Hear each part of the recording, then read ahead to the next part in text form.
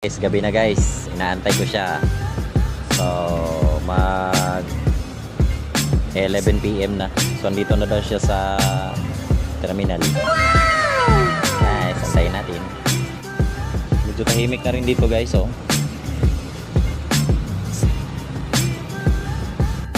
Guys, andito na daw siya guys. Tignan natin guys. Ayan na guys, yung asawa ko guys. Magkakasama ko na naman ngayon guys. Ayan guys. Ayan guys, oh. Diba ang ganda na asawa ko? Uwi na kami kasi nakita na kami dito sa terminal. Ayan guys. Ayan guys. Kasama na kami. Wow!